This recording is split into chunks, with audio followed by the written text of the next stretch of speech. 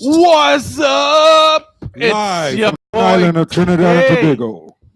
and we live. What happening? Hey, what's this scene, boy? Good, Make it. good, good. You see, Yeah.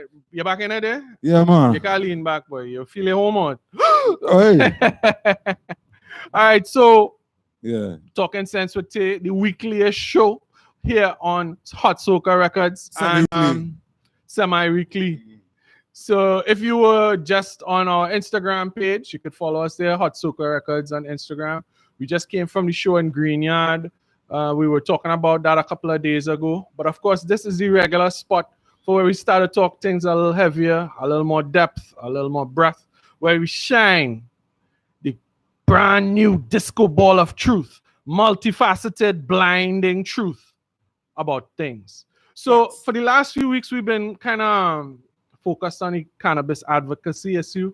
Those are things that are really going to change the fabric of life in Trinidad and Tobago in the next few years. It's going to be a really experimental time for us.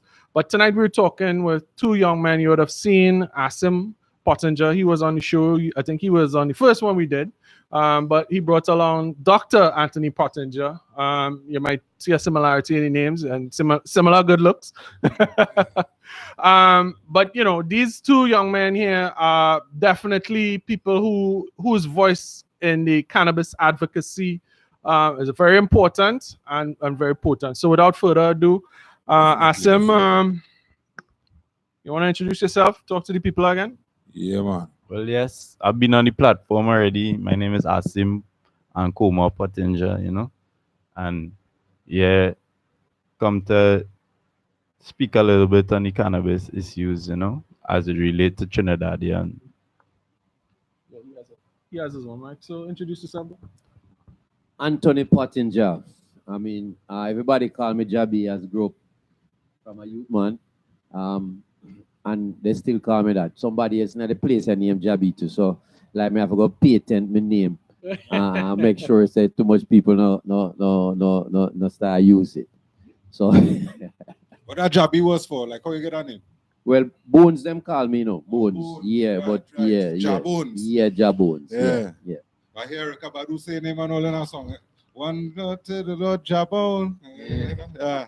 And of course, it's the man Make It, whose lab we're here broadcasting from. So Make It. Yes, man. Today, actually yesterday, was a landmark.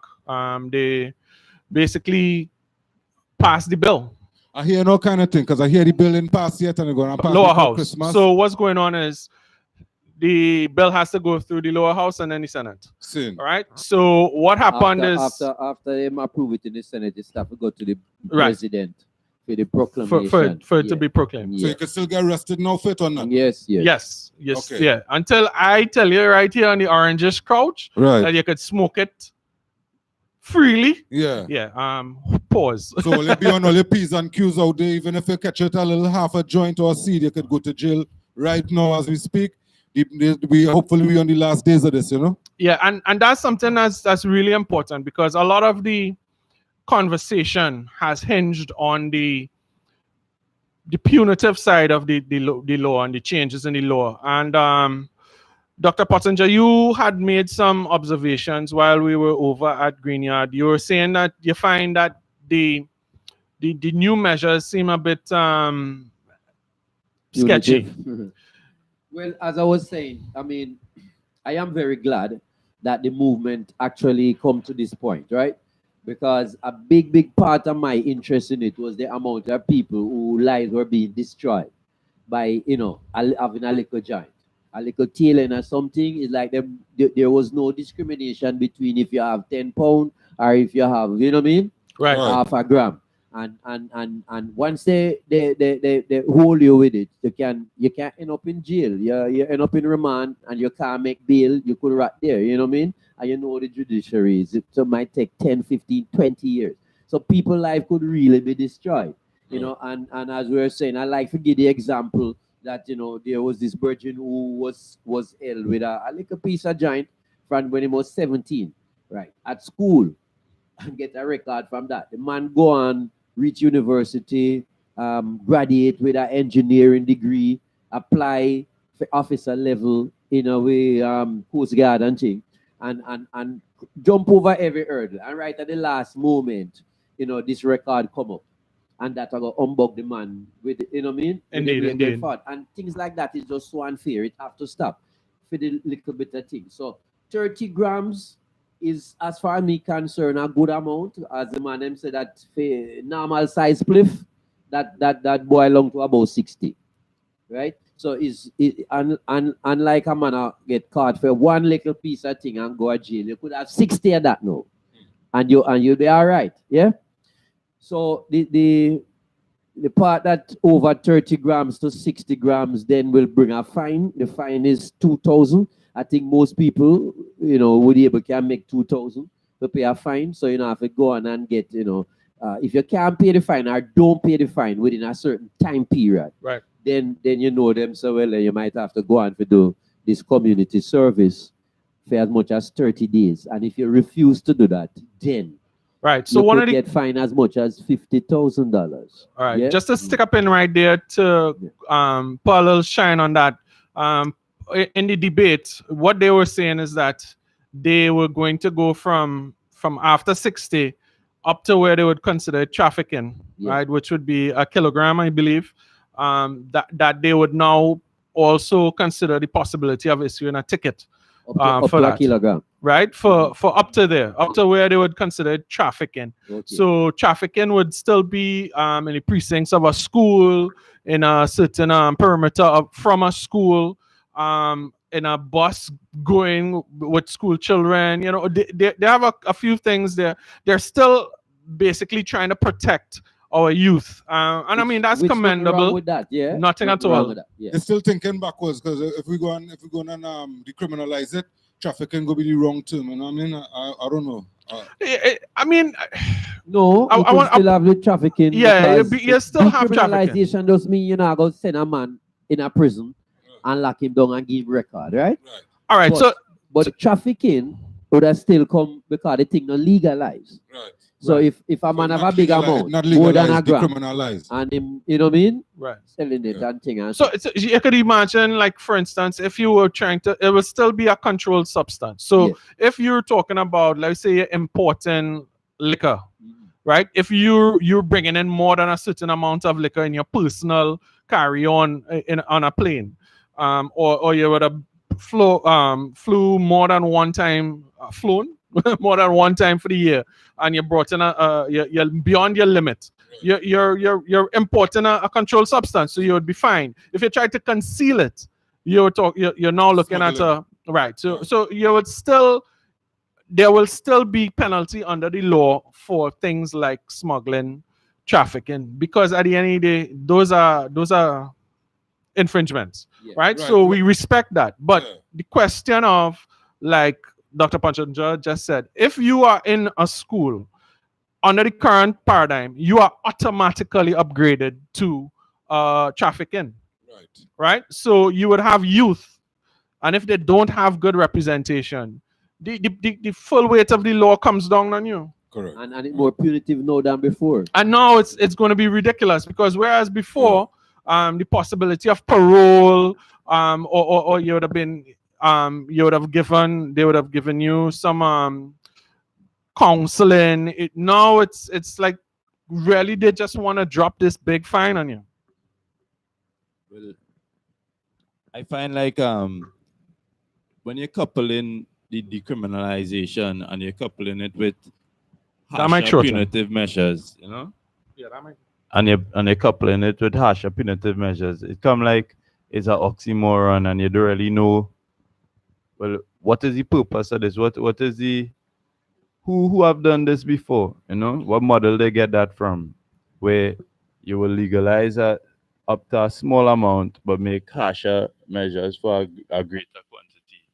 And when you check in the rationale behind it, it come like it is a strange thing. the only sensible thing behind it could be economic kind of sabotage. You know what I mean? Because it come like you're streamlining the majority of people to be consumers, and then the people who have licenses are able to have greater quantities. Then Right. Consumerism. I think they're trying to keep us locked in, and this is the my biggest concern about this legislation is that the entrepreneurs go be left out. The people who don't have plenty money to pay for- Canapreneurs. yeah, and you know what I mean. Not everybody should have to have a farm to produce marijuana. Somebody could grow something right in the house and should be able to sell it out of the yard. You know what I mean?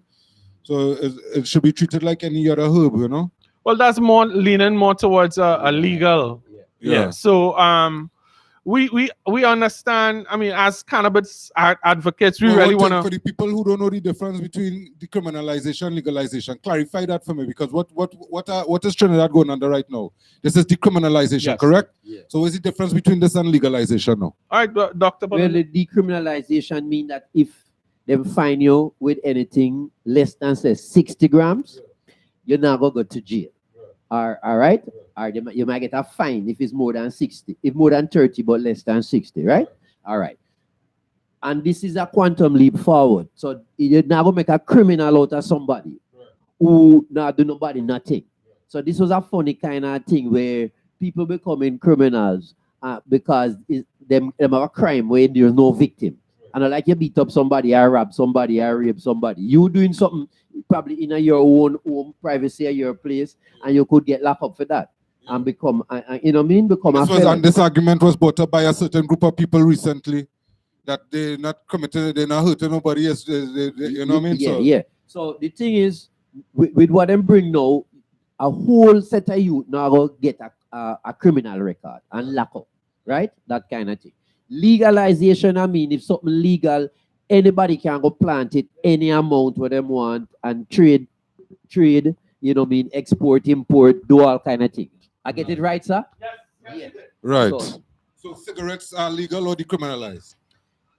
I would think they decriminalize, it's just that in our social context, we just think that it's normal, but I would Well- have to say that the tobacco and alcohol is decriminalized. regulated. Yes, which Yeah. would put it as decriminalized. Yeah, because me and you can't just go grow with tobacco and make with cigarette and blah, blah, blah. You could, but you can't. No. Right. No, like okay. So for instance, alcohol. Right. It's legal, yes. but you cannot distill alcohol, Right. right? So it's decriminalized or legal? It's not. It's legal, but for a It is particular very type. regulated. For exactly, so Right. controlled substance. It's a regulated industry. So Right. there are many of those things. Like for instance, I can't just decide I'm going to open up a telecommunications company and sell cell phones, Right. right? Because that's a regulated industry. So the fact is, there are many things in the law, in the country, in the society that we just don't see because we take it for granted what liberties that we do have. So in the new context, maybe 20 years from now, someone who would be born yesterday would be growing up in a society where you're not going to be jailed because you have a particular proclivity, a habit, a desire to escape reality in a particular path, right? So if you choose to be if you want to call it a cannabis user, right, of whatever kind, right now, today, you can make a jail for that, for any amount of that, right? So this new law, the decriminalization aspects of it, we applaud that. But however, a big part of it is the entrepreneur side, the business side, the supply and demand side, because the law does not speak to who is bringing in this thing. Right now, the sources of our marijuana are illicit. We get weed from St. Vincent, we get weed from Venezuela, from Colombia, from Jamaica. I mean, think about it like this. People Because put the government going to become the dealers Well, now, this so they is- will this have to is- work out the deals with the no, Colombians this now. is not this business model that you're talking about is not that. But think about it like this: someone in Jamaica packages about a handful, not a handful, about this much, a golf ball sized amount of weed in a condom, wrap it around twice, and you swallow that with some dumpling and ackee and some saltfish, and you come in on a flight, right? You poop out maybe about 20 of these pellets, and that is enough. It used to be that the only people who would swallow would be people who are trafficking in high risk, high quality, high quantity cocaine, heroin. Now you're talking about weed. Weed is so expensive in today that you can smuggle weed one mule at a time and still be profitable. Right. That's where we've reached. And That's the where we've reason reached. we've reached there is because it's control supply and control the demand. You understand? Yeah. So if we're talking about 8,000 people per year, each year, 10 years, you're talking about 80,000 people. And that's how long it takes to get through the judicial system in Trinidad and Tobago. There Yeah. are people with possession cases for a spliff. Now, the idea of what police do, they give you the easiest, the lowest hanging fruit, a possession case. Right. Right? Most bad man in the hood, yeah, they are also a cannabis user. Right? So what happened? You pat down a man enough time, you go must catch him with weed. So that is a part of law enforcement in Trinidad and Tobago. Give a man a weed case, give him weed case, he will run out of money, I could and then imagine you go hold him. a huge part of the revenue that they're getting from these weed cases going to be missing. So, what we are thinking Revenue about for who? it with. Revenue for who? For Because the state, the turnkeys, the prosecutors, lawyers, judges, the entire system. No, but right now it will free up a whole heap of money we use, Yeah, I mean, behind this. You see, the police and lock up and bring to trial and blah blah blah, right? Cannabis, right? For cannabis is a huge amount. Them say as much it could be as 60, 70, 80 million dollars a year it costs in the country, which could be. But I hear the Attorney General say, well, then just buy this 30 gram alone, it will go free up about 65% of the work from the forensic department. Whereas tie up thing for find out if this weed-like substance is weed, right? And start to do real forensic work with rape and murder and and firearm and all that kind of things. Yeah. So for just that alone, the amount of them say it costs around 15,000 to 20,000 to keep a man in remand for a month. Right. And right now, them say it's about 500 people in remand for just weed alone. But I think the point I'm not sure, but I think the point what you're making is that the income, when it say cost in the nation, is really Trinidadians getting paid these things, So it come like you're gonna have a void in people income who are benefiting right now from the expense. I think most of the cases is ganja cases right so now. you mean lawyers and all them people? Yeah, and the lawyers and people, the people who cooking food, the people all them cleaning up and thing. You understand? No, but me check say the whole scheme of things. I mean, I heard a figure. I think Fazir Mohammed was saying it this morning. The whole of the criminal case, them round ganja, make up something like about 77%. About 7%. Him say it this morning. Is 7, man. about probably more. 7% at the case them case load. Yeah, it's not a massive amount. Well, I didn't know that. Well, You see, it will appear to be like that. that's in where? In the high court, not the magistrate court. We're not so sure. We have to look into it. We have what he different was figures. saying that when you look on the numbers of case, Yeah. for the figures them what the AG give us Yeah. in terms of people who have to come to court for the year and thing and so. I think he said the figure was like about 7% of the whole volume of cases. I don't know. I don't have the figures at hand. Yeah. So I would have to say that I don't know. We'd have to look into it. But The point of where Rihanna was making though is that this, if you get rid of all this amount of ganja case, then there'll be a shortfall in money to pay policemen and jailers and things. And so I don't think it's gonna be important. No? Yeah, I don't think that's a question for.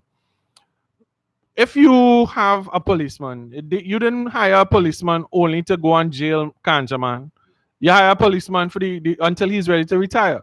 You hire prisons officers until they retire. You're an attorney for your life, right? So the idea of this whole system. So if you have a bus that has to go from Max to Port of Spain, it have people in that bus. So if the bus full with ganja man or if the bus full with murderer, the bus still gonna roll.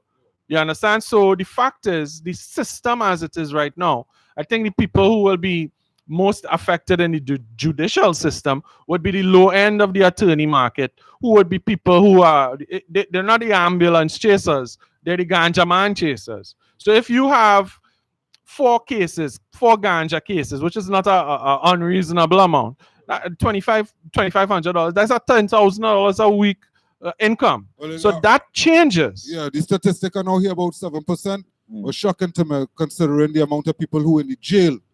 Right now, when you look at the jail now, it's way more than 7% in the for ganja case. You see a majority of the people locked up right now is for ganja case. Right. So they have remand and then they have jail. No, but what I'm saying is not so much the lawyers, you know, is the industries around the housing of inmates, you know what I mean? So 250,000 inmates, you know what I mean? When they start to empty out the jails now, is the transport, is the food, nobody I care about. Yeah, so nobody's saying products.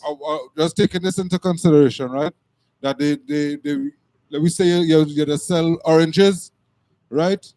And then somebody say oranges illegal, so you gotta stop selling oranges. Yeah, but you see, the thing is, we're not talking about oranges. Something else. We're not. You replace these, they take out the prisoners Hold for on. the ganja. You replace them with some murderers and things, but they ain't doing a good job of doing that right now. Yeah, but you see, okay, let's look at this thing. Right. If we remove from the prison population everybody who is in remand yard, who have not been able to pay their bail, or who have been recently charged and their case ain't called yet, right? Yeah. What is happening there? If you remove that, you would still have a remand yard. It didn't get only about 500. Right. So, and then you have the other side, which is people who have been convicted for possession and trafficking, which is not a lot, right? Because most people pay the fine. Right. Right. So what will happen is you're removing a caseload burden in the courtroom. Right. Now, am I worried about maybe some unemployed attorneys? Really, no. The quality attorneys will get work doing quality work. Right. And what will happen is, instead of you putting off a case for a month or 3 months because the caseload in that magistrate court is so heavy, now your case putting off till next week. Right. Right. So that now creates more opportunities for you as a private citizen to get your things going through. You're not going to see people who, like, look, the other day, remember that guy, he was mining two children, a youth and a 6-year-old, and it was a family case, and the DNA came back, he mining this child, right? So a 6-year-old kid, you understand, that should have been done swiftly, but they drag and they drag and they drag. So there are cases like that. Now, family court is separate from the regular magistrate and the high court, but the point is there is a serious burden, right? And that will change. How it will affect people's income, whether you'll be able to go and play golf, whether you'll be able to take your child to swimming classes and ballet, who knows? I personally don't feel it going to affect people's income, because right now, most of the lawyers, you might go 10 times and your thing get put off. Yes. Because your lawyer. And each time it's 750. Two places at the same time. Right. Because him in Arima, I deal with something, and him supposed to be in a town, I deal with you too. So because in that day, might have somebody who just step in for him, for say, well, and boy, we not really yet this, that, and you just get transport down and transport back. Right. Yeah. So plenty of them kind of thing. The frustration man being traveling from Golden Grove to town, and things now it being put off 10 times. Them things are going to reduce. Right. Because you see, probably the case in Arima is just a ganja case. Right. A stupid ganja case for a spliff. Right. So if the lawyers, them now have spread themselves so thin, because that's a part of the problem, you have one man that deal with 10 different things, who are called probably the same time. You can only be in one place at the same time. So it going to free up the thing, and I think probably make it a bit more efficient. Yeah, and I think another issue too is people who are in professional positions who have a case hanging over them, right? So recently you would have seen people like police, you would have seen fire officers, you would have seen teachers, people who have a professional job that now is in limbo because of a possession charge, right? So that now frees up, because really and truly these people are not criminals. Yeah. Right? So that's where you can't travel, you have the people who can't get right. Yeah, so So we had done a conversation at the cannabis rally, which was held last year in the square, and we spoke to a couple of people. One of the guys was saying that he got held on the beach. He was hanging out with his girlfriend. He was 17, and he got held with a spliff, and he tried to put the spliff in the sand, and the police came and they dig up the sand and they found the little piece of spliff, right? So less than a fingernail worth of weed, right? But because they want to get you. You understand? These police, they want to get you. So he had that. He couldn't get a visa. He had a lot of things going on. So that now it's not going to be a thing of the past, and we welcome that. And you see, somebody police. You know, I said maybe they're police bashing, but somebody policeman them prey upon certain people. Exactly. So them know so well, and Rub him down. You're going to find some. yeah, John like to smoke, right? So every time you see him, you stop him and check. And the chances are you might find a little thing on him. Or if So he you'll look find a certain way. the same persons being getting 10, 15, 20 charge. So there is a nurse who used to work with me in San Fernando. And she called me, I think earlier around this year. She couldn't even find her son because they lock up the man. Them not inform the parents as to where he is. So is that driving around different police station and look and see you can't find, and then you can't find that you go to prison and this and that and thing and so. All because they know that the youth man smoke. And every time they see him, you go target him. So you find Right. say, 15, 20 charge for the same individuals. Right. So that changes. And a part of like I said, I welcome that aspect of the law. The part that I'm worried about is the business side, the canapreneur side. As a potential investor, are you looking at this business as, in Trinidad and Tobago and saying, this is something that I want to put some money into? What are your thoughts on that? The business side. Well, I see, they have a lot of different ways of watching it because it have the medicinal cannabis, which gonna have to come from somewhere. You know what I mean? It would have adult usage because they're trying to steer away from the phrase recreational into adult usage, right? And then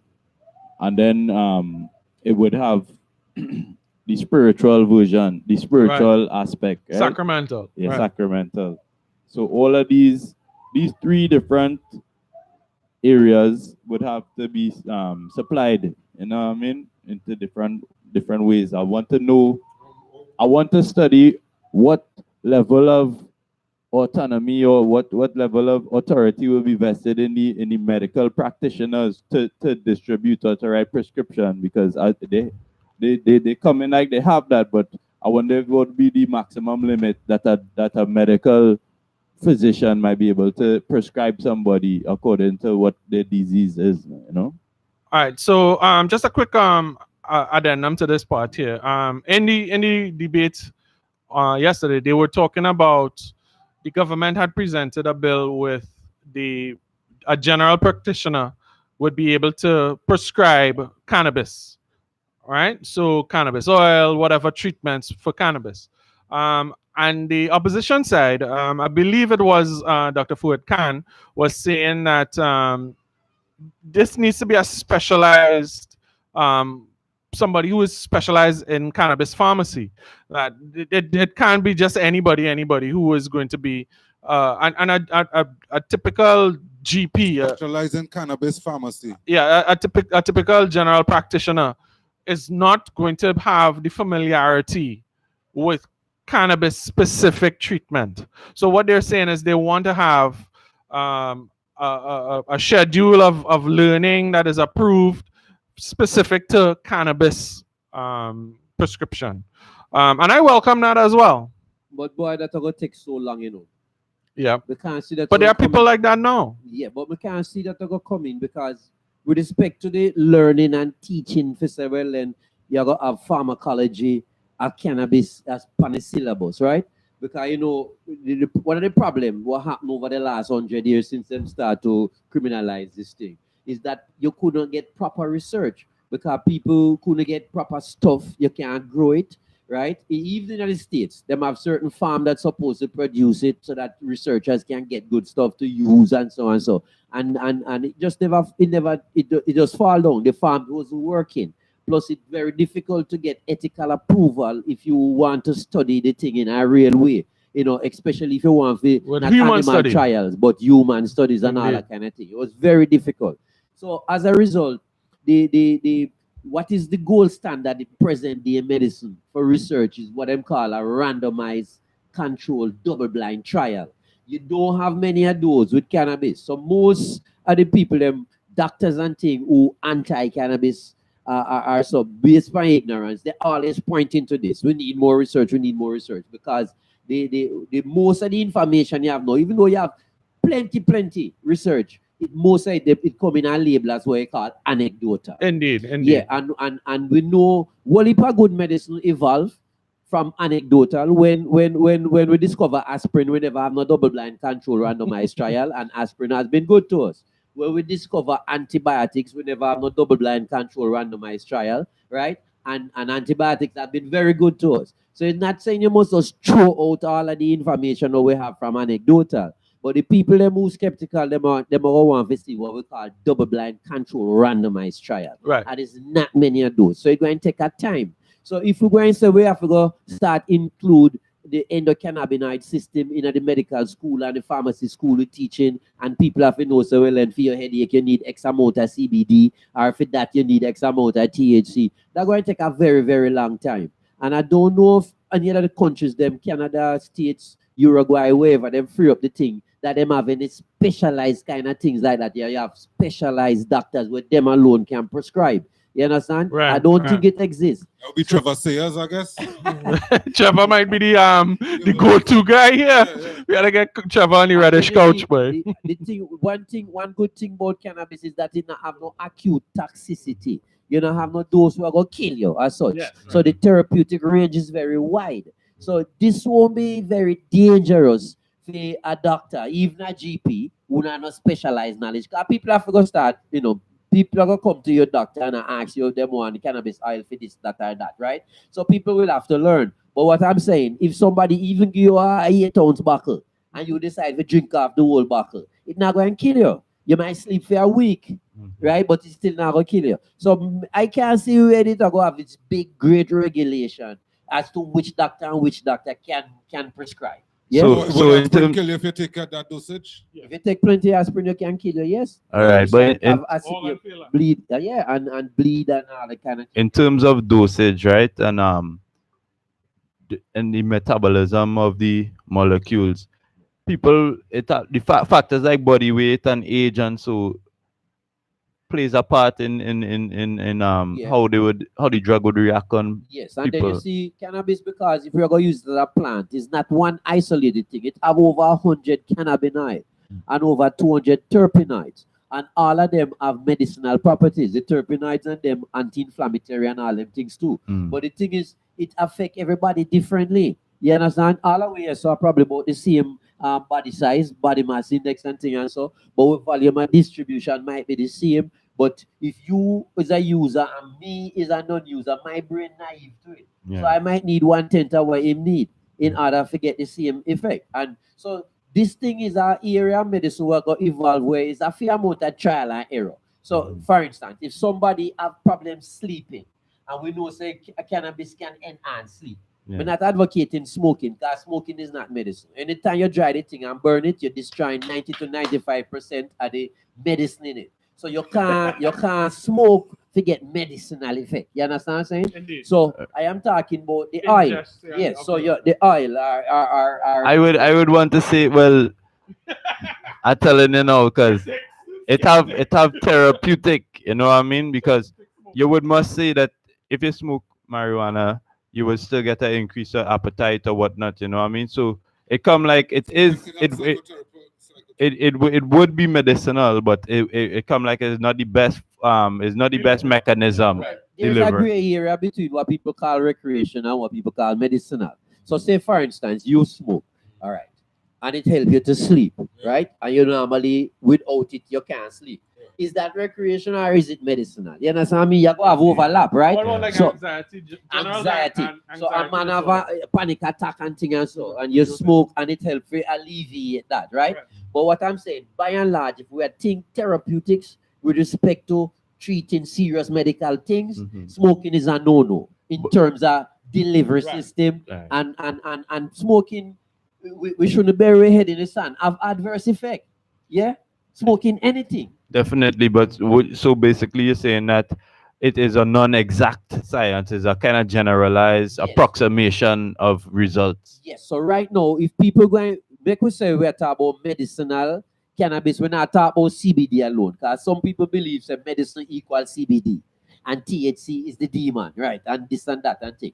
So with cannabis, it seems like using the whole plant is better than isolating any individual things outside and using, right? What they call it entourage effect. So, like for instance, THC and CBD, as that Bongo Jack like to say, is a yin and a yang, right? And is a tag team. You really should have the two of them together because CBD can ameliorate some of the potential adverse effect of THC, like the dry mouth and the tachycardia, the racing of the heart and thing and so, right? And even says people might want to get that kind of little, agitated and panic attack kind of thing. The CBD temper that.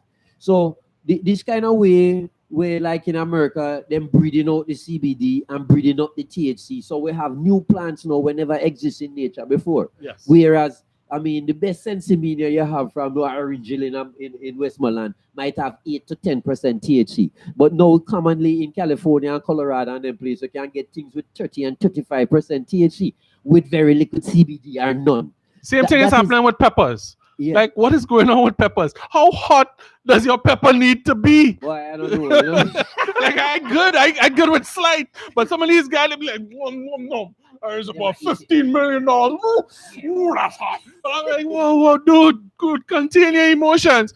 But it's the same thing that's going on. It's like a race to the top. Yeah, but that point I really want to make with the medicinal we are talking about. Let's say, for instance, somebody, make the Rick Simpson oil and then them cut it with the coconut oil or olive oil or whatever else and thing and so you have a 60 ml bottle.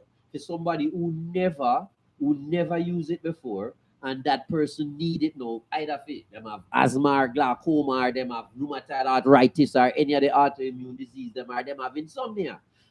You're not gonna have a prescription say, all right, you're gonna have 5 grams of this for that, or 5 milligrams of this for that, and thing and so. You're going to have to tell the people them start at a small dose, probably 0.5 mil for the first night. And if that no help with your pain, then you can titrate the dose up. So the next night you might use a mil, and the following night you might use a 1.5 mils, and then you might reach 3 mils. And then 3 mils you're fine. So your finger pain, your joint pains, them gone. And then you stay at 3 mils, right? So that's good for you. Somebody else might need 5 mils. And somebody else might be good with 1 mil. You understand? So everybody have to get them right level by titrating it. So usually it's better to start small and as people get over the fear that they're not going to run down the road naked. You understand what I mean? Because We will get to the psychotic side of it, but just now. Yes. You see, and then titrate it up till you get your level. Yeah? And once you get your level, you stay right there. So because the good thing is it can't kill you. It's not like you're going to take Valium, or if you take too much, wake up. Or you have some of the stimulant them. Any of the amphetamines are cocaine derivative or anything like that, ephedrine, and you speed up your heart so fast, it beats so fast, you just drop dead. Yeah? So that can't happen with cannabis. Percocet. Whatever. What is the real risks in cannabis that the lawmakers and all of them are really afraid of? What Well, is the the risk? THC are the problem because the THC, what the word is again, I see you say them kind of plants. You have a entheogen. So you have plants that evolve with people over time, and some of them have things where them used to say psychedelic back in the day, lysergic acid, which is acid, LSD. LSD and thing and so. And the THC is a hallucinogen, right? We know that. We don't want to change the medicine and the science, right? So if you take One second there, doctor. I never really Yes, this is it. what you would say is the It's also definition quite of a a dangerous drug. Both hallucinogen? of them, I think, is Because misclassification. nobody I know who Yeah. consume marijuana ever see anything unnatural or supernatural like comment to them or do it. Well, you see the You point you understand? just make there, we come back around to anecdotal, Yeah. right? So we want to talk about who Well, I want to experience see who personally is or this who we know. person? Who is this person? No, but what I'm saying, the medicine over the last 40, 50 years know that if you, just like with LSD and things, so if you use the cannabis, it heighten your senses for one, right? So people hearing gets heightened, right? People vision too, they can get heightened. A sense of disembodiment. Oh, so Yes, so you can find and you experience can get a something. little bit of You a can feel- dissociation. Like for instance, I mean I read something where a man and say, well then you have the card here, right? Yeah. And me see me I walk now, me I go just walk and step over it. So Mm. but if somebody smoke and them high, it might come and see this and it might look like a snake or a big log. So rather than just walk over it, so you have to come now and step over the log, right? Well, Yes, that's the other that, thing. that's the And- kind. I was that- someone what that person would was be, smoking. that would be what we call hallucination. I want to find Okay. that Yeah. pusher man who have that.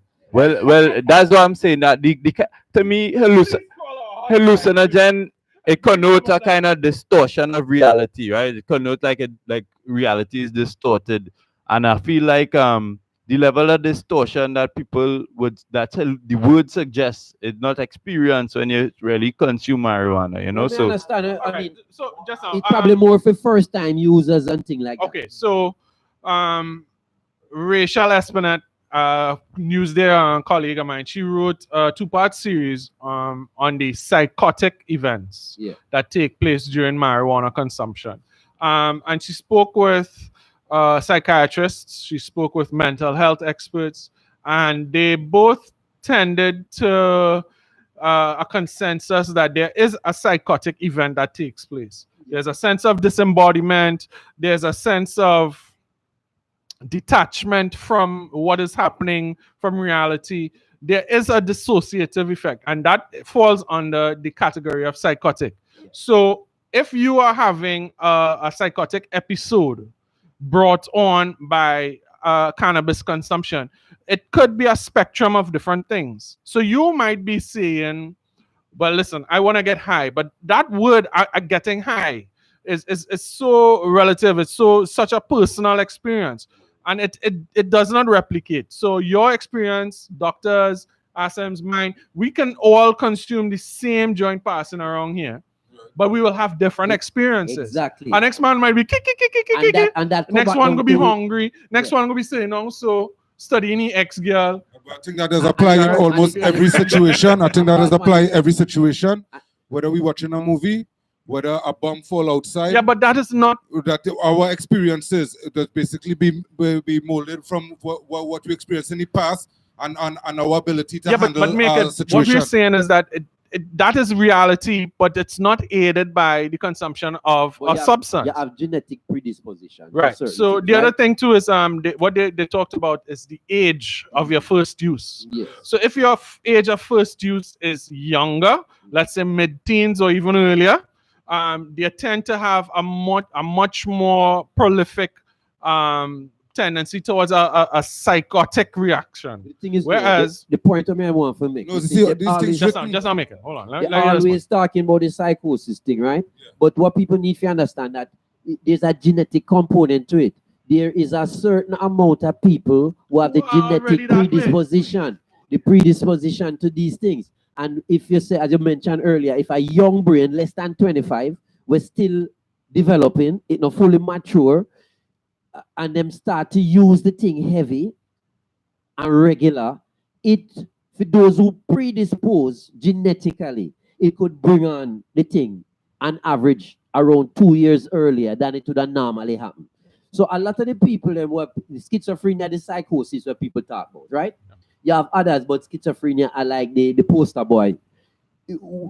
Some people give you the impression that the vast majority of people who smoke at risk for this. schizo. And it is not true. It's a small proportion of people in any population given to it. Who are Right. whether And so it's it's Kool-Aid genetic- or so was it's weed or what. genetics and environment playing. So the using of the cannabis would be environment, and then you have your genetics. But somebody who have no family history have psychosis, no schizophrenia, no bipolar affective disorder, never ever this, that. Them not malnourished, them not season the weed with other things, Right. them not drink alcohol, blah, blah, blah, blah, blah. The chance of that person having a psychotic reaction is very low. Right. You understand? So but that was another part of the research. They were saying that basically the research is based on people who consume weed. Yeah. So there is no control amount. Let me say, so it's not a double-blind control, Exactly. randomized trial. So if you get fit to find out really if herb cause psychosis, what you need to do in a classic DA medicine, if you have double-blind control randomized trial, you need to do what is called a power calculation to find out what size study you need and for how long in order to get what a statistically significant difference between the people who using the weed and people who not using the weed. Right. So you may have to have a study where you have 5,000 people roughly have the same size and age, smoking X amount of weed, and the weed have to be standardized that come from like one place. So basically, every time you smoke a spliff, we can say assume that you're getting the same thing. Okay? Same dosage, Yes, the same dosage. And you should have another group of man who not having no, but them have something look just like this spliff. No, them have something just like Right. this and spliff smell like it properly. and look just like it. So they don't know who getting the weed versus who not getting the weed. And the examiner, the person who running the study, shouldn't know who getting the weed and who not getting the weed, because then bias will come in. If you want to see certain things, you go give certain people the weed. You understand what I mean? Or you know, probably given to panic attack and thing. And then when you get the panic attack, say, see it? So you have to be double blind. Blind meaning that the individual who Doesn't getting know, it don't know what they're and the getting. researchers don't And the know. researcher don't know who get it. And then you follow But them I want to through. add another part to it. Yeah. You also need to have a study group who are diagnosed to not be predisposed towards psychosis, and give them weed and see if they turn But let me psychotic. try to show you. And that, no, we don't have to do that study, because that study just from what is being practiced in Jamaica, in Spain, in Portugal, in Uruguay, the vast majority of people who using the thing never have no psychotic reaction. Right. Some of It's the the same nicest kind of people, thing. mellowest people you ever meet in your life. And it's the same kind of thing with this gateway thing. You still people that talk about this gateway, it's a gateway drug. And the volume of people who have been using the thing their whole life, who never go on to nothing else, has shown that it is, at least for the vast majority of people, it's not a gateway to nothing harder. Right. Yeah. So you'd have believed by now that the issue that are dead. But just last week, Mr. Pani, the religious people on the program one morning with Fazir, and this gateway thing coming up again, as if this should be buried. Because it is Nobody not. goes deeper than the first 20 things in Google. So the first 20 things that come up, that's what they stick on. But you know, it's a very important part, because what I have observed, all right, you have a lot of youth who are already predisposed to anxiety, predisposed to low self-esteem, predisposed to easily succumbing to peer pressure. So you have those, I don't want to say mentally weak, because it's so many of them, right? So that youth now is at risk for developing dependencies already. And those are social issues by and large. So when you have that youth now, and you are saying, all right, we are now in a culture where it is not just legal, but it's the preferred, it's the go-to drug, if you want to call it that. The go-to medicine, it's the go-to experience. How do you see that changing in the new environment of legal cannabis in Trinidad and Tobago? Well, a lot of people worrying about this, that but once the thing become decriminalized, everybody will jump on the bandwagon and want to smoke, right? And then as a result of that, we're going to get a big set of fallout of it. I hear people saying that happening in Jamaica right now, but not to a big extent. Or even in Canada, you're You're going to have the never see come see effect. Yes, but that will be a short phenomenon, because you see what I'm saying. If people not given are predisposed to smoking, they're not going to end up smoking. Right? So now people are saying, well, and all right, the brownies and the oil and the this and the that and thing. So it will, the brownies, eating the brownies, that is a relatively dangerous thing, right? Because you see the dosage, yeah. And then what happened? People who never use it, them come and them eat one brownie.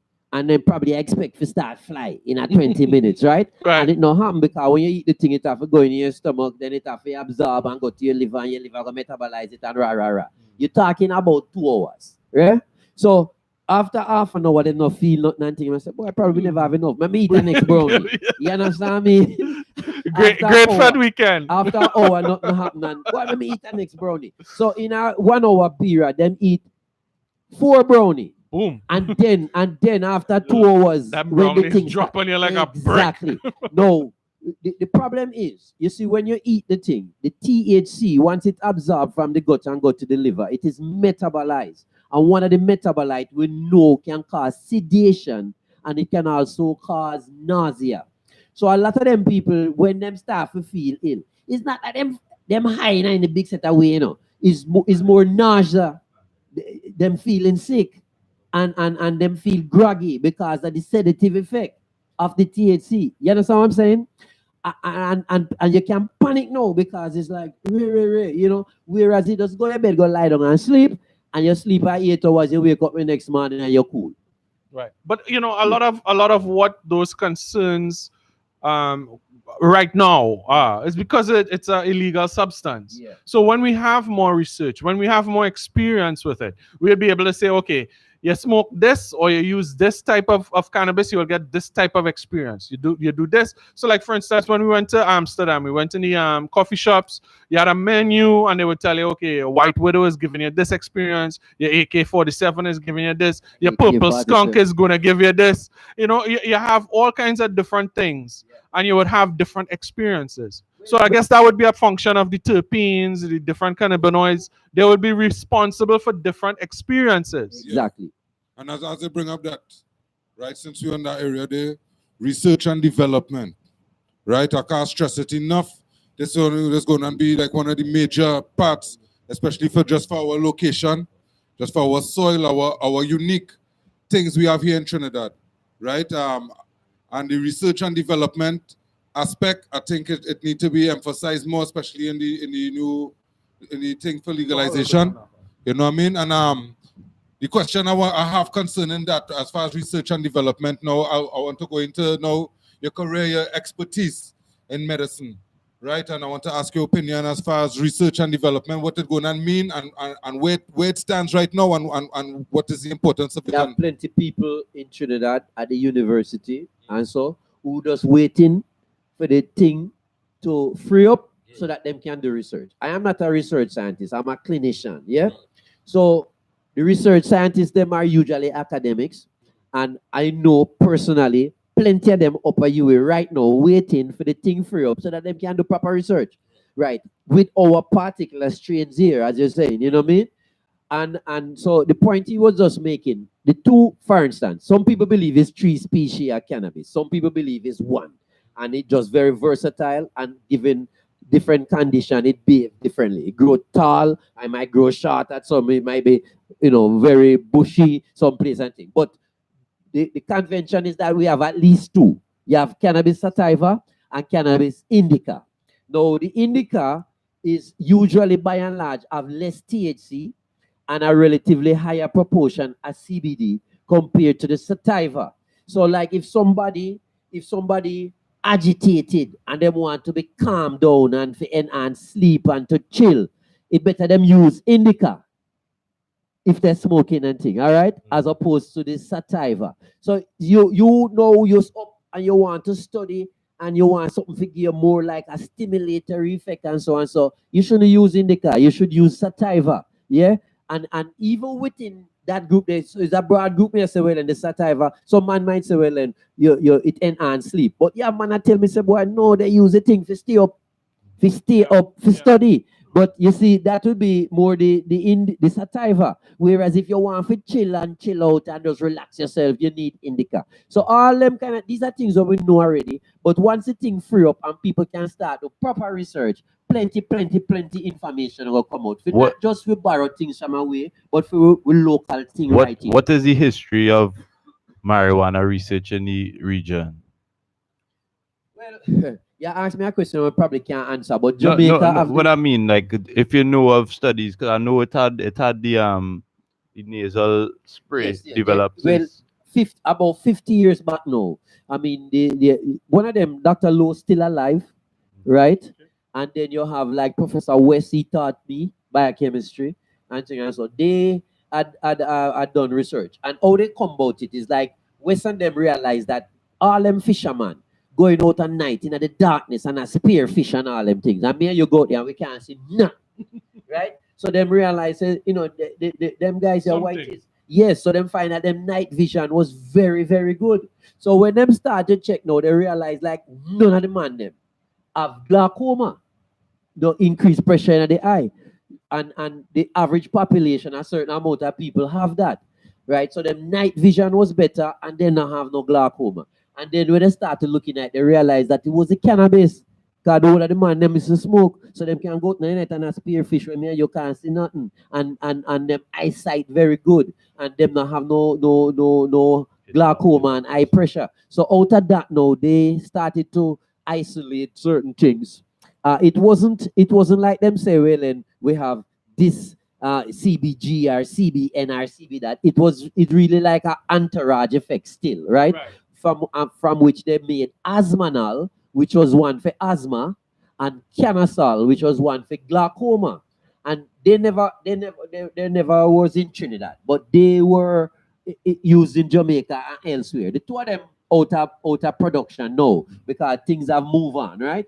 But the thing is, this is research we've gone back nearly 50 years. Right. So I just wanted to highlight that it's not a new thing. Research in the marijuana field in the from UE and them things there. Yeah, but you see, the problem was because the man them criminalized the thing. It was hard to get the stuff to do it, and it was hard to get ethical approval to do it. So that was the big humbug. There are studies that are taking place presently, contemporary studies in Amsterdam, in Israel. So there are things happening.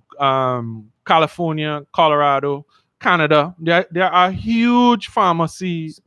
Spain, right? And yes, and Portugal. Right. So there are huge billions of dollars worth of research going on right now.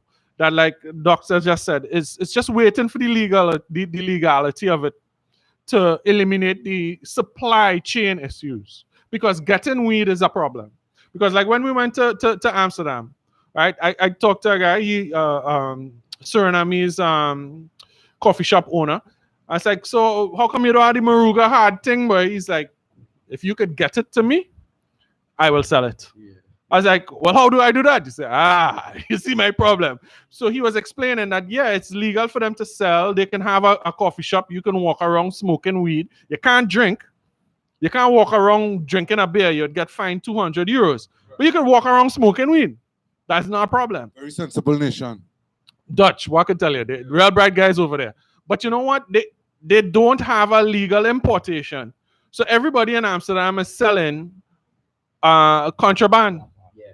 Right? So one of the problems that we have right now as a cannapreneur is that there are still too many unanswered questions about the supply of what is going on. On the show that we had this discussion, we tried to quantify the amounts. We're talking about $500,000 dollars worth of local demand presently. Who knows where that will go with legal weed, right? Where is it coming from? Where will it come from? So is it that the government is going to be the corner block man? That is the government going to be the plug right now? So these are questions that we have. But we have to wait, because you see, you realize what I'm basically passing is for the what we call recreational use. We're not really hearing nothing yet about the medicinal and with the licenses and for the importation and the export, right, and for manufacture and to lab up. All them things not left. We don't know nothing about that yet. You know right. So part of what is going on is there's going to be a cannabis authority, yes, and they are going to define the parameters of all those different things. So we will await that, because I mean we did pass the local anti-doping legislation in 2016 or 15, and we're still waiting on that, right? So we know the pace. I mean, this thing happening like with the $100 bill, quick, ganja, quick. So maybe we will see something happen quick too, right? we haven't really touched on the politics of it. I'm really trying to get a balanced couch with some neutral, some PNM, some UNC. Certainly people with decision-making powers, not people who are so far away from the heart of the matter, so seated too far away from the right hand, so that they would not be able, they could talk their mind, but they wouldn't be able to talk policy on behalf of their party that they represented. So we won't touch on the politics of the haste of the decision making that is taking place right now, or the politics that would be the repercussion of a slower pace of legislation. But what we definitely need to see is a look at the business side. As an investor, if I am looking at a 20 million US, how is that money going to come in here? We have limits on the importation of cash. You can't walk with $20 million. You'll get jail, right? So there are issues with how this money will come in. Usually, if you have a high-tech industry, for instance, you will get tax concessions, you will get investment opportunities where you would have 5 years tax-free. You might get, like if you're in e-tech park, you're getting access to higher broadband internet. You have a whole lot of these incentives that come with new and infant industries that you're trying to attract to your country. We are not hearing any of that at all in the parliament, right? Well, I'm hoping that all them things will come out with a giant select Yeah, committee hopefully. thing, and so we get all them kind of things. Because really, a lot of people out there ready and waiting for the business side of it, right? Yeah. Some of them get so impatient that they go and St. Vincent. Yeah, right, Yeah, right. So that's Johnny Sue. Trinidad, yes. Right. And you have other man elsewhere too. Green you know what I Lava mean? Labs. Yes.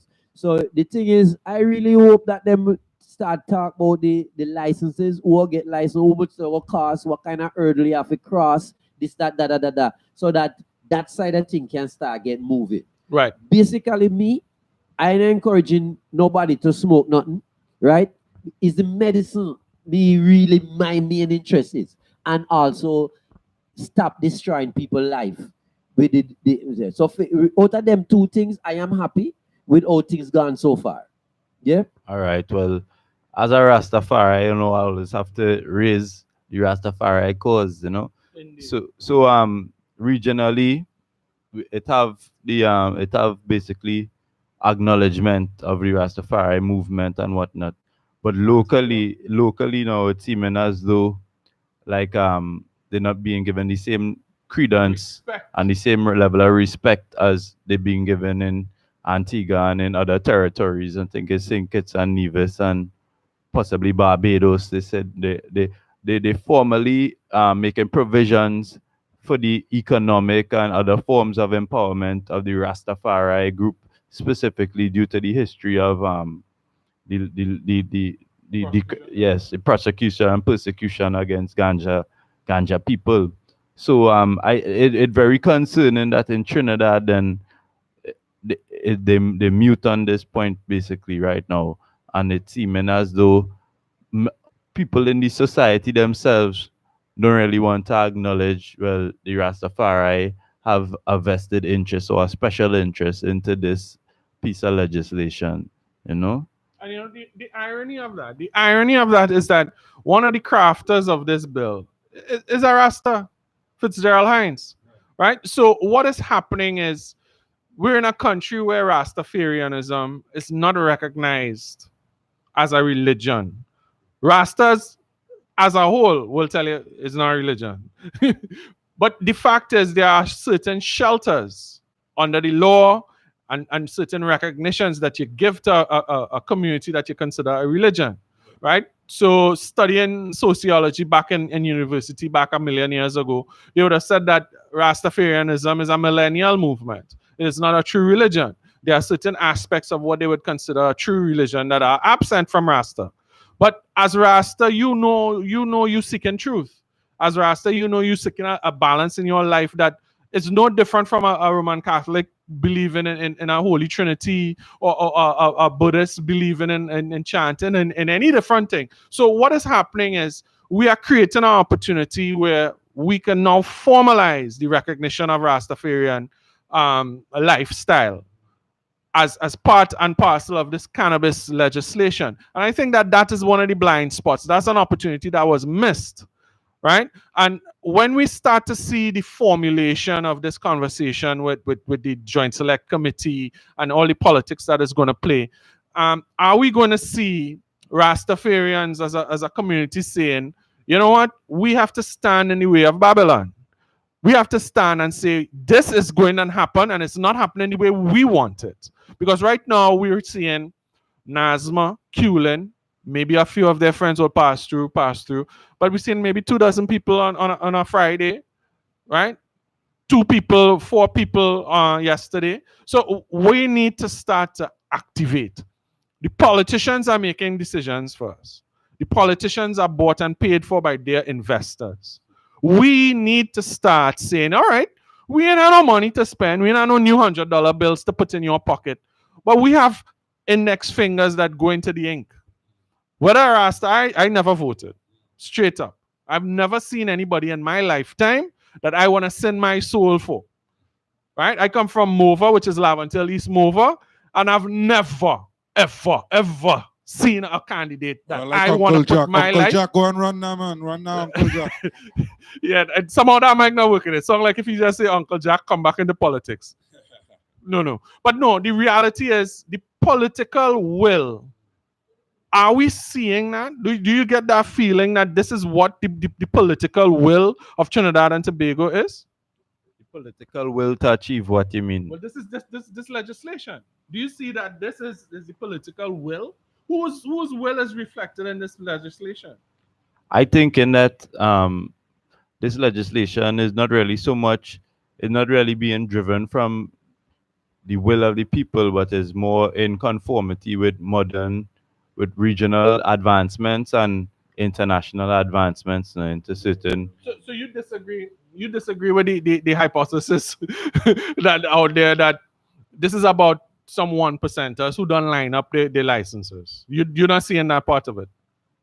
No, well, with anything, the businessman would obviously look to capitalize, on a situation. But I'm saying that globally, it is a emerging market, and Trinidad, they must be aware of that, even though they might be very cautious about how they're going to unroll this in Trinidad and Tobago. But they know it has to be done, and so right now it's seeming like if it have political mileage to be gotten from through the issue. So one thing I was speculating with a friend of mine earlier today, I was saying, well, they bringing out this thing in a certain time frame within elections, but they're not going to actually legalize before or in any kind of long duration before the elections, because they don't want the ramifications. You understand?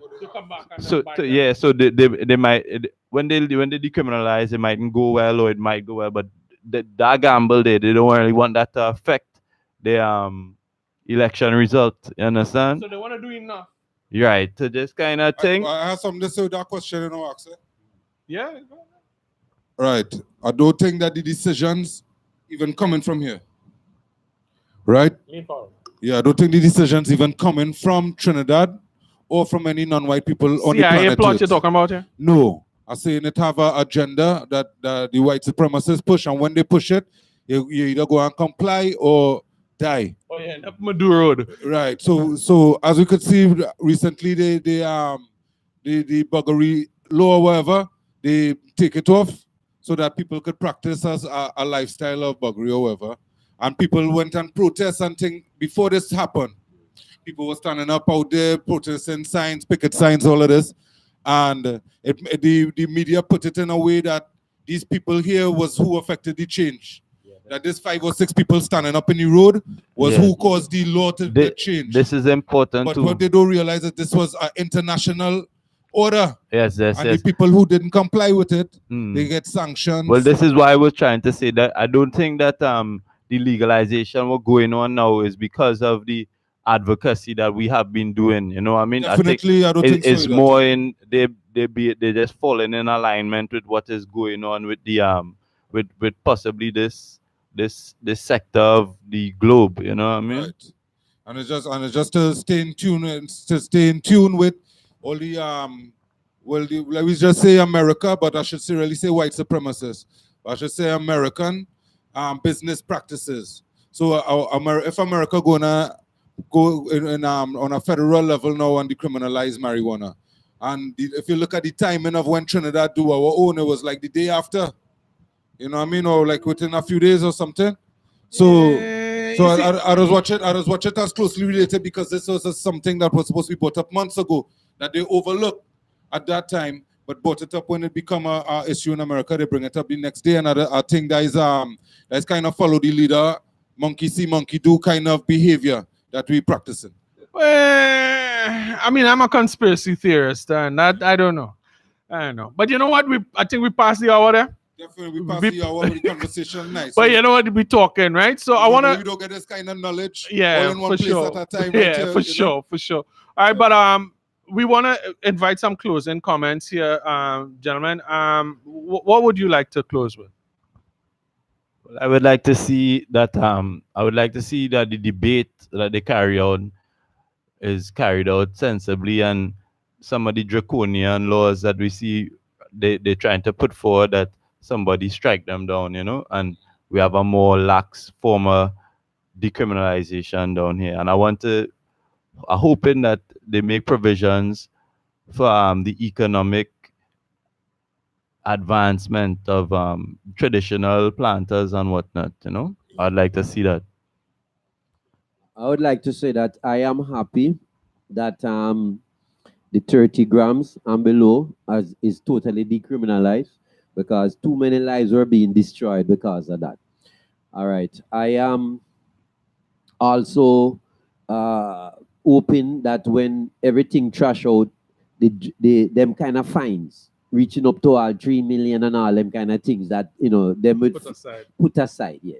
The things about the using the thing in public, right? Because if it decriminalized and you have a big dance with 20,000 people there, right?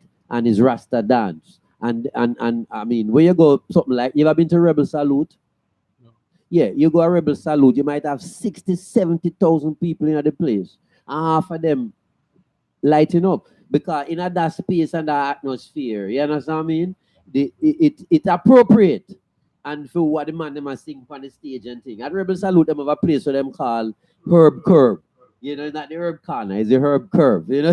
So debate go on so, and you can get all kind of stuff and things and so. So I'd like to see that them free up the thing, but I tell you, say, boy, you have to be behind closed door. It's kind of weird. That's where it was all the time. So it's like that not change. Right. So if you have a big dance in the savannah, and his reggae music, Rasta oriented kind of something, and so it really would be ludicrous if a man can't burn a spliff there, so. And that would be in public. So we'd like them if you look for something like that. You can imagine Anthony B, Jack, yo, Boujou, and you can't light it. Yeah. I don't light it, but I can't imagine it. That's what's going on. And for personally with me, me want the thing for Lego so we can use it for medicine. Right. Because it's a whole heap illnesses and ailments were affecting people where this thing could help. Indeed. And could alleviate. Yeah. Word up.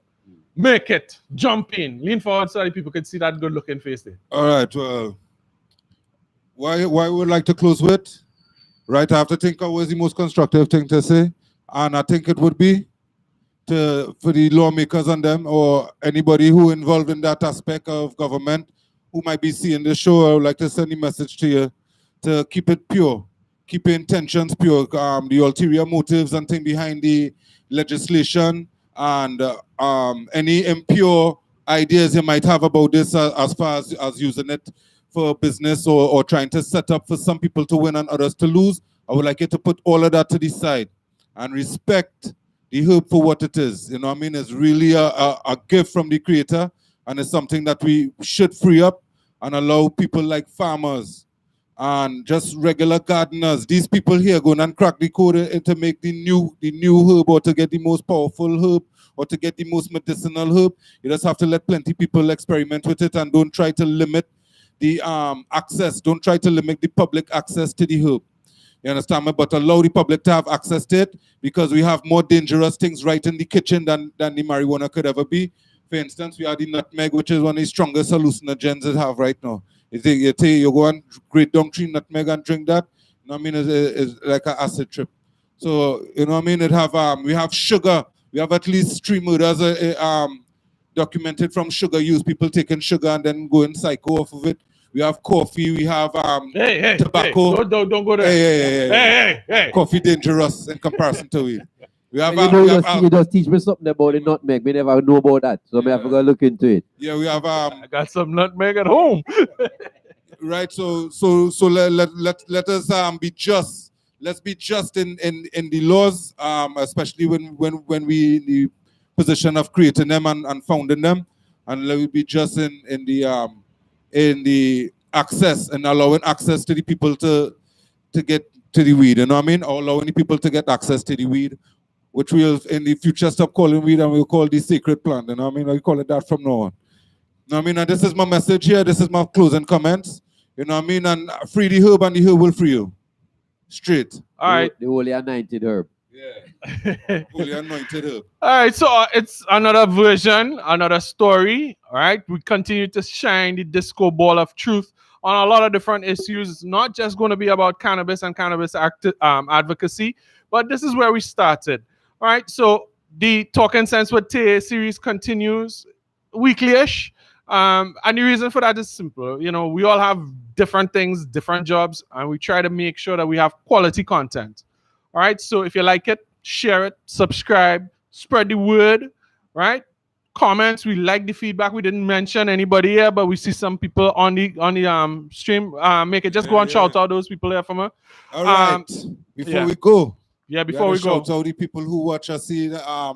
And they watch through the whole program, you know what I mean? What up? They're still there. Yeah, there man. You go, man. So, you know what I mean? Red So Dread. He say blessings, fella. So here, Jano. that's man. Salute. Yeah, man. Kevin Jackson send 5 thumbs up. Booyaka shot. Yeah. Booyaka. Hanzo want to know where's Rouse.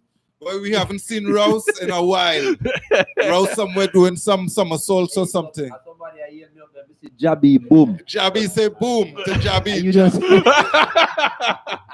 This is the time machine. This is Jabby going back in The time. booyaka shot. Right? Danielle, hail, salute to you. Hey, You know what I thanks a mean? lot, Danielle man. is a faithful watcher every week. So, we had to salute Danielle. All right, you know and what I mean? we've also noticed that there are a lot of people who take this and share it on Facebook as well. So you can get it on Facebook through my page, which is TT Game Plan. You can get it. We just touched base with the Instagram, with the Instagram live. So we have more things coming. We building, we getting things sorted out. We know sometimes the audio is a little problem. We move in there. We know the lighting sometimes is a little problem. We know we have a webcam issue. We are building. We're trying to keep this affordable, but we're trying to keep, you see the part where we talk and where we hit the truth with the nail right between the eyes. That is where this value is coming from. So when we build the other things, trust me, the core of this show is going to be there. All right. So thank you again for watching. Thank you again for sharing. If you like it, hit that thumbs up. Remember to hit the notification bell so that you can know when we're on, because we're trying for a weekly, but we're weekly-ish. All right. So it's your boy Taye on behalf of all of us here, the Pottingers.